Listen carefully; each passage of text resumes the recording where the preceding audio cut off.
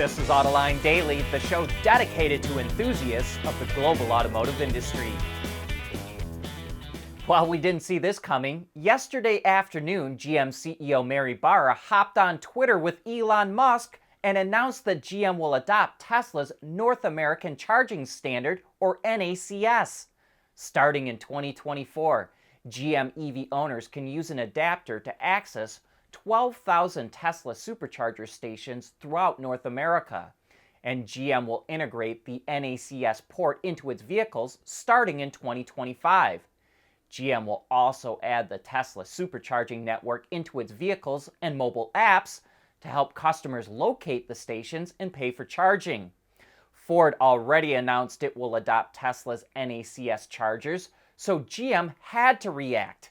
And stunningly, Barra says Tesla's NACS connector could become the single standard in North America instead of the combined charging standard, or CCS, plugs that everyone else uses.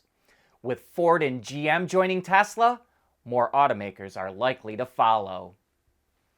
Ford announced it's going to significantly boost production of the F-150 Lightning, which will slash wait times for customers. It's on track to hit an annual production rate of 150,000 units by the end of the year, or triple what it's currently building.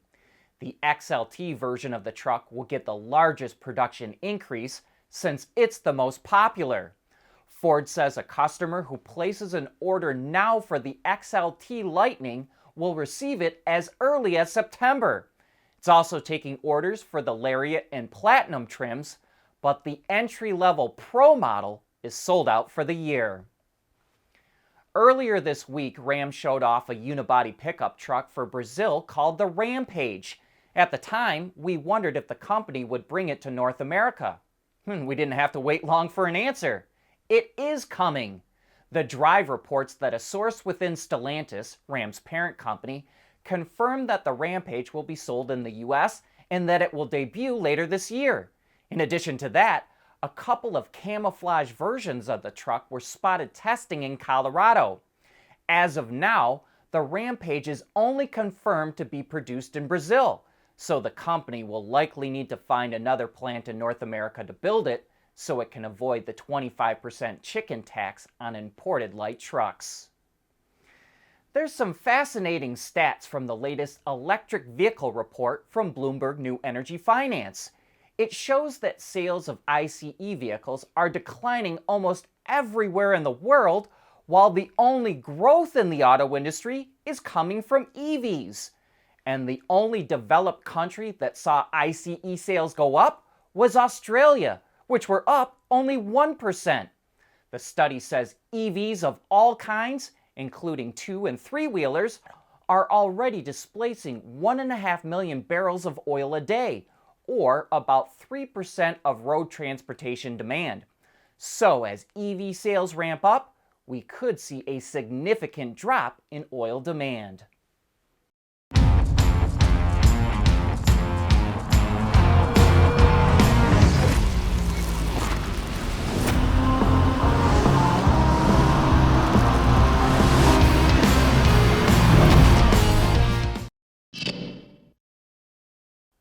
Off-road fans rejoice! A new Lexus GX is finally hitting the market.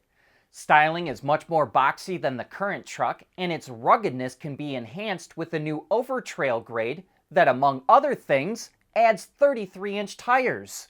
At launch, Lexus says it will be available with a 3.4-liter twin-turbo V6 that makes 349 horsepower and 479 pound-feet of torque. A hybrid setup will come at a later date as well. The interior also looks like a big upgrade over the current model, at least much more modern. The highlight is a large 14-inch center display screen. The new GX will be built in Japan, and sales kick off early next year. Lexus also says demand for 3-row SUVs keeps growing in the US, so it's coming out with an all-new model. Take a look at the Lexus TX, which offers 3 powertrain choices: a V6 PHEV with 406 horsepower, a turbo 2.4-liter gas engine with 275 horsepower, or a turbo 2.4-liter hybrid available only with an F-Sport package with 366 horsepower and 409 pound-feet of torque. The PHEV is expected to deliver 33 miles of electric range and deliver 30 miles to the gallon. The TX is aimed at the American market and will be built in Indiana. Lexus did not release prices yet, but we think most versions could likely top $100,000. Bosch is investing heavily in software and mobility and even reorganized those efforts into a new business unit called Bosch Mobility. And it's massive, with 230,000 employees at more than 300 locations in 66 countries worldwide, with revenue expected to hit $84 billion by 2029. Bosch's North American operations will deliver about $20 billion of that and will be run by Paul Thomas. One project Bosch Mobility North America is working on is an intelligent traffic system for Woodward Avenue in Detroit that will feature pedestrian detection and alerts, as well as controlling traffic lights to provide priority for authorized vehicles, as well as V2V and V2I communication. So Bosch will not only just supply software for cars, but also for the environment that they operate in. Toyota is ramping up its EV development work in North America. It's investing $50 million to open a battery R&D lab in Michigan, where it already has its largest engineering campus outside of Japan. The lab will work on developing new types of cells, including solid-state batteries, and it will work on faster ways to charge EVs. It will also serve as the North American arm of Toyota's BEV factory, which is the new business unit that was created inside the company to develop EVs, similar to Ford's Model E business unit. The Porsche Carrera GT is considered the last real driver's car, a naturally aspirated V10 and no electronic ninnies, just man and machine. And now I feel like Porsche could be going for the first real driver's EV with the Mission X concept, which to me looks a little like the Carrera GT. The name is a continuation of the Mission E concept, which eventually became the Taycan. So maybe the Mission X will too make it to production. And Porsche says if it does, it has 4 main goals. Number 1, be the fastest road legal vehicle to lap the Nürburgring. And Tesla just took that title for an EV from the Taycan, with a version of the Model S Plaid that's available with a new track package. Number 2, have a power-to-weight ratio of roughly 1 horsepower per kilogram.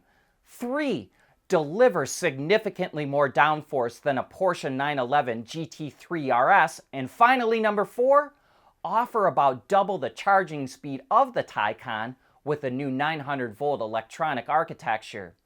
It didn't give any indications about possible battery size or range, but says the pack is mounted behind the seats to improve handling. Toyota keeps putting development time into hydrogen technology. It revealed a new race car that features a hydrogen-powered ICE that's scheduled to compete at the 24 Hours of Le Mans in 2026. The ACO, the organization that puts on Le Mans, recently announced a new class that's expected to debut in 2026, which will allow both hydrogen-powered ICEs as well as fuel cell EVs. Toyota didn't reveal much about the engine going into the racing concept, other than it's also paired with a hybrid system. But it could be one of a number of units. It's already been racing a hydrogen-powered 1.6-liter 3-cylinder engine in the Corolla since 2021. Toyota's current hybrid Le Mans Hypercar uses a 3.5-liter twin-turbo V6, and it's also said to be working on a hydrogen-powered V8 with Yamaha. And with that, we wrap up today's show. Thanks for joining us, and I hope you have a great weekend.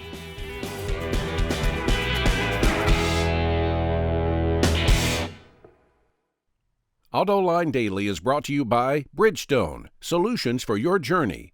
Intrepid Control Systems, over-the-air engineering, boost your game. And by Schaeffler, we pioneer motion. At Schaeffler, we pioneer motion. Electrifying mobility, manufacturing smarter, reducing CO2 emissions, making energy production clean. Schaeffler pioneers motion to advance how the world moves.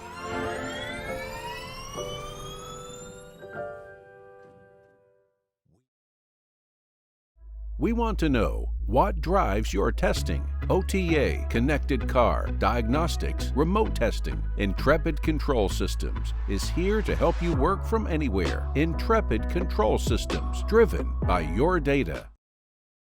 Wards is the industry leader for news, data, and analysis. That's why companies across the globe subscribe to our premium service, maybe even your own. Log in for subscriber access now. Check your company's intranet for details and rely on wardsauto.com to keep you informed.